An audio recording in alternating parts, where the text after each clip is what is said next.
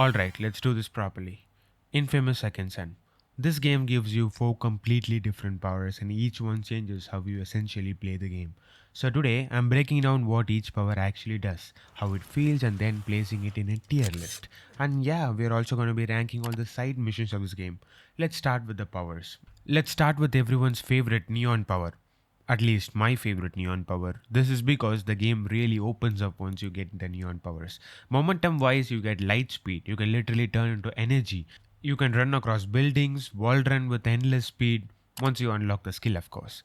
You just don't stop once you have the proper upgraded version of the neon powers. The photon jump, you cannot just forget that. You are not just fast, you are vertical too. And during combat is when neon actually becomes most significant.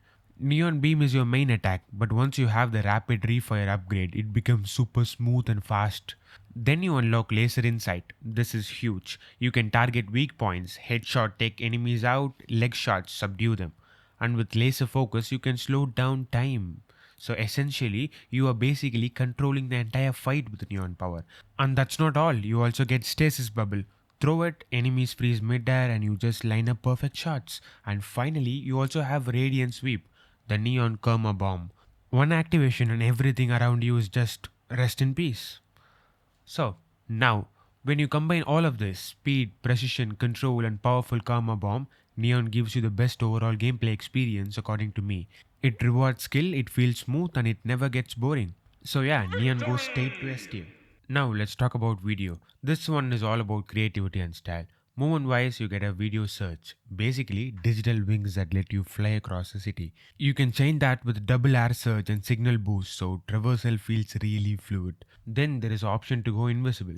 You can go invisible, sneak up on enemies, reposition and then attack them where they are not expecting you at all.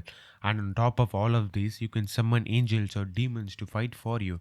So basically, you're not even fighting alone anymore with this new power set.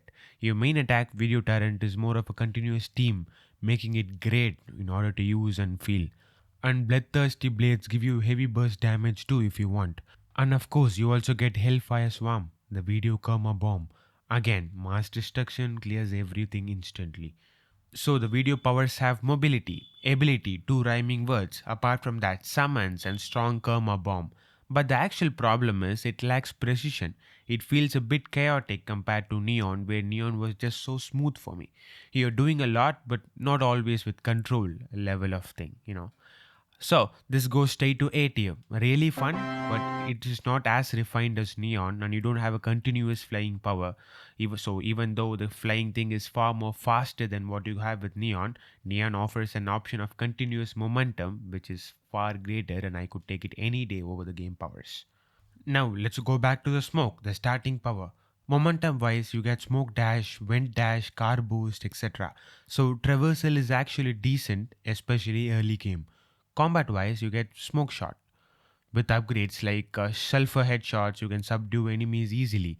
Cinder blast gives you close range damage, and sulfur bombs set up enemies so that you can easily finish them. And then you also got the orbital drop, or should I say, infamous orbital drop, the smoke karma bond final power.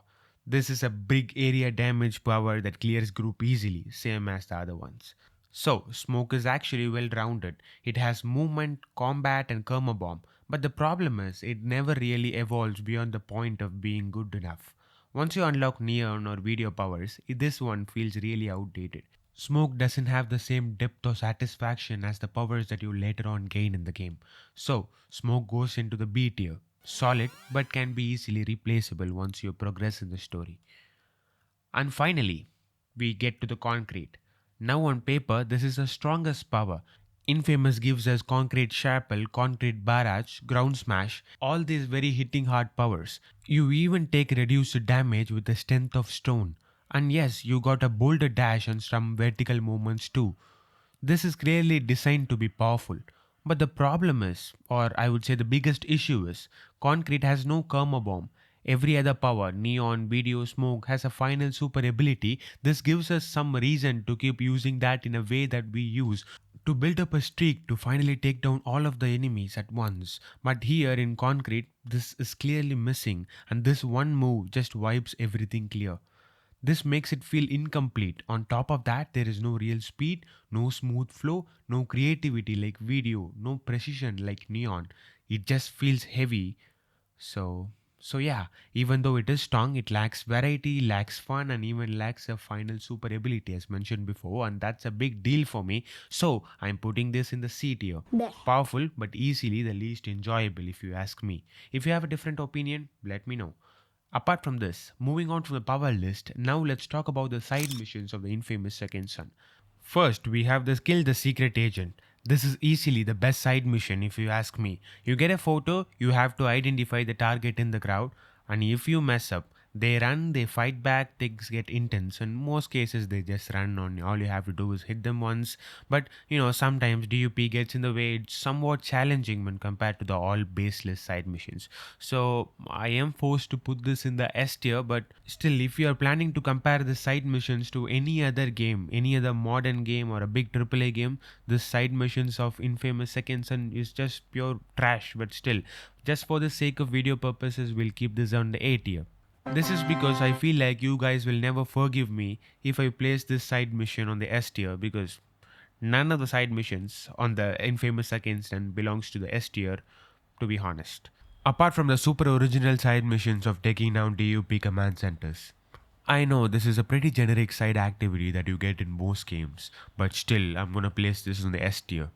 Before you start throwing rocks at your screen, please hear me out. Please hear me out for the sake of the gaming gods.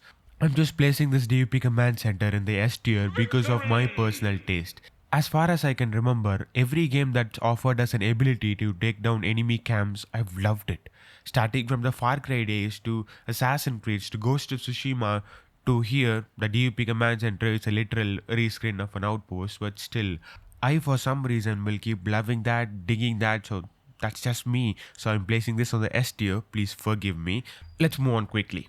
Moving on, I have two side missions for the B tier, hidden cameras. These are bare minimum okay-ish level for me, because all you have to do is locate the hidden camera, just destroy it. That's it. So yeah, outright B tier. And then we have the stencil art. This is creative, but this is more like a side activity than an actual gameplay, because I feel like this is just to showcase the ability of dual shock controllers.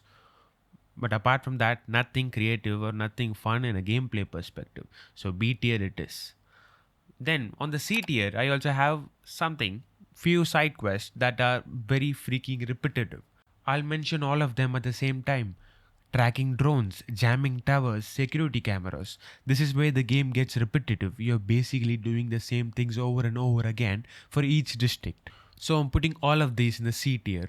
And even below this, there are some missions on the infamous Second Son. These go directly to the D tier. What are those? Scanning stations. Honestly, the only reason you look at a scanning station is that you get the blast shots. Apart from that, there is nothing interesting there. All you have to do is like just go there, destroy it, collect the shot, or just move on with your life. There is not even a challenge in there. So yeah, many of the side missions on the infamous Second Son is where I really felt like they could have done a lot better than what was offered to us. Don't get me wrong, I really loved playing the infamous Second Son. I in fact made a video where I spoke about why the simple story of infamous Second Son made the gameplay so interesting, and that really worked for the game. But I really wish, and I wanted to say the opposite when it comes to the side missions, because they clearly lack any depth whatsoever. So yeah, that's my take on the powers and side missions of infamous Second Son. Neon dominates the power, Concrete is strong but incomplete, and the side missions very mixed for me. Still a great game, but definitely not perfect. And now I wanted to know what's your tier list on this game. Are you gonna defend Concrete, or are you with me on the Neon? Let me know in the comments.